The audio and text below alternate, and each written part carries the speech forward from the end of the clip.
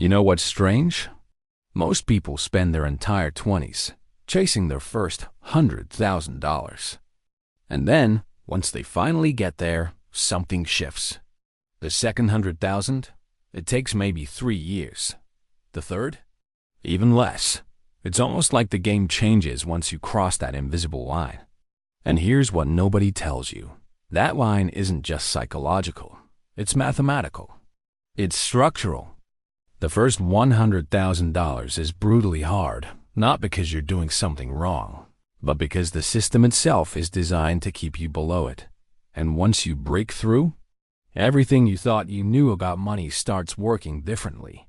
So, if you're stuck at $30,000 or $50,000, or you've been grinding for years and still can't seem to break past that six-figure mark, this might be the most important thing you hear all week.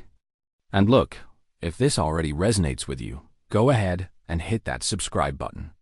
I break down financial psychology like this every week, and honestly, the algorithm only shows this stuff to people who actually engage. So if you want more of this, just let YouTube know. Here's what most people get wrong about $100,000. They treat it like it's just another savings goal. Like going from 0 to 10 grand or 10 to 50. Just a bigger number on a longer timeline. But that's not how money actually works. The first $100,000 isn't hard because of discipline. It's not even about how much you earn, necessarily. It's hard because you're fighting against a system that extracts value from you at every level. Rent takes a third of your income. Subscriptions, insurance, phone bills, food, gas, the random $8 coffees that add up to $240 a month, all of it is designed to keep you in a loop.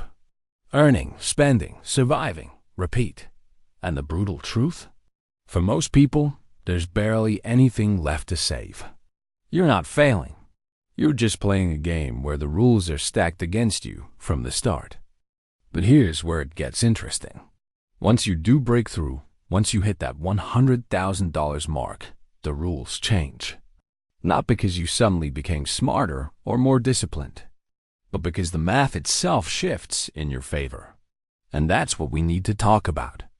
Let me explain what actually happens at $100,000 and why it's not just some motivational milestone people made up to sell you courses. When you have $10,000 invested and it grows at, let's say, 8% a year, you make $800. That's it. $800 in a full year. Now, that's not nothing. But it's also not enough to change your life. It's not even enough to cover rent for most people. So psychologically, it feels like you're doing all this work. Delaying gratification, skipping trips, saying no to dinners out, and your money is barely moving. It's discouraging. And that's why so many people give up early. They don't see the results fast enough, so they convince themselves it's not worth it. But now imagine you have $100,000 invested. That same 8% growth, that's $8,000 in 1 year. And the next year, if you keep contributing even a little bit, maybe you're at $110,000. Now that 8% is $8,800. The year after, $9,600. You see what's happening here? The money starts compounding on itself. It's not just your contributions anymore. It's your contributions plus the growth. And then the growth starts growing. It's like planting a tree. For the first few years, you water it, you protect it, and it looks like nothing's happening. And then one summer, you look up and it's twice your height. That's what $100,000 does. It's the moment the tree starts growing on its own. Charlie Munger, Warren Buffett's business partner, once said the first $100,000 is a hard grind, but you have to get there. And he wasn't exaggerating. He wasn't talking about mindset or motivation. He was talking about the cold, hard mechanics of compound interest. Because below $100,000, your returns are too small to feel meaningful. Above it, they start to snowball. And here's the part that messes with people's heads. Let's say you're 25 and you manage to save and invest $100,000. By the time you're 30, if you never add another dollar and you just let it sit and grow at 8% a year, by the time you're 60, that's over $1 million. Without touching it, without adding to it. Just time and compounding doing their thing. That's the difference. That's why this number matters. But let's be real. Getting there is the problem, right? Because saving $100,000 when you're making $50,000 a year feels impossible. After taxes, after rent, after food and insurance and student loans and everything else, you're lucky if you can put away $500 a month. And at that rate, it takes you over 16 years to hit $100,000. And that's not even accounting for inflation or life getting in the way. So what do? You increase your income, yes. But more importantly, you protect what you do save. You stop letting small leaks drain your accounts. You become ruthlessly aware of where your money goes. Not obsessive, not miserable, just aware. Because here's the thing. Most people aren't broke because they don't make enough. They're broke because they're unconsciously bleeding money in 10 different directions and never plugging the holes. A $12 streaming service you forgot about. A gym membership you haven't used in 4 months. Delivery fees. Convenience purchases. Impulse buys that felt small in the moment but add up to thousands over a year. Those aren't luxuries. They're friction. And below $100,000, you can't afford that kind of friction. But once you're past it, once your money is working for you, generating its own returns, you have room to breathe. You can afford the occasional splurge without derailing everything, because your wealth is building itself in the background. And if you're still with me, if this is making sense and shifting how you think about money, do me a favor and hit that like button.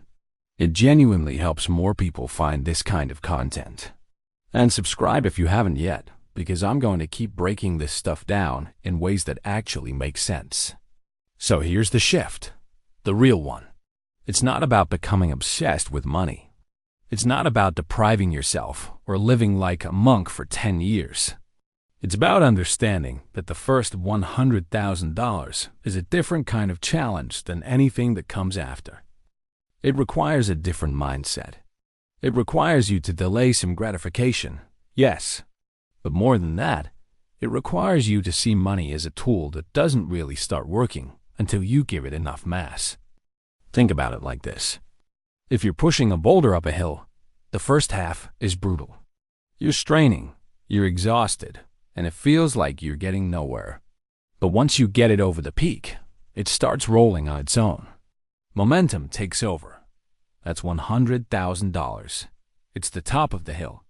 And once you're there, the same effort that got you to $100,000 can get you to $200,000 in half the time. And $300,000 even faster.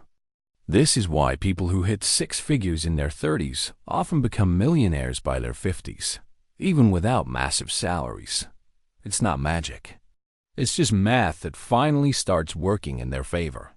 And here's the psychological part that nobody talks about. Once you hit $100,000, your relationship with money changes. You stop feeling desperate. You stop making decisions out of fear. You start seeing opportunities instead of threats. Because you have a cushion. You have options. And that mental shift is worth more than the money itself. So how do you actually get there? How do you cross that line without losing your mind or your quality of life? First, automate everything you can. The moment your paycheck hits your account, a portion of it should move automatically into savings or investments, not what's left over at the end of the month. What comes out first? Pay yourself before you pay anyone else. If you wait until the end of the month to save, there will never be anything left. Life will expand to fill every dollar you give it. Second, increase your income, but don't inflate your lifestyle at the same rate. This is where most people sabotage themselves. They get a raise, and immediately their rent goes up, their car gets nicer, their vacations get more expensive, and they end up in the exact same financial position, just with better stuff. If you get a $10,000 raise, try living like you only got a $3,000 raise. Bank the rest. Let it compound. Third, get comfortable with being temporarily out of step with your peers. Your friends are going to Bali. You're maxing out your Roth IRA. They're leasing a new car. You're driving the same reliable used one you've had for 5 years. And yeah, it's going to feel weird sometimes. But in 10 years, you'll be in a completely different financial universe. And they'll still be making payments.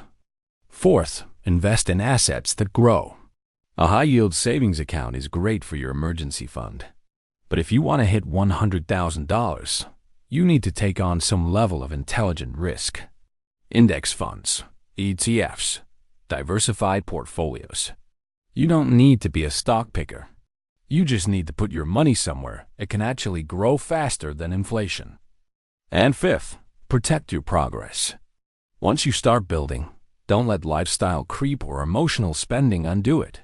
It's okay to spend money on things that matter to you, but make it intentional.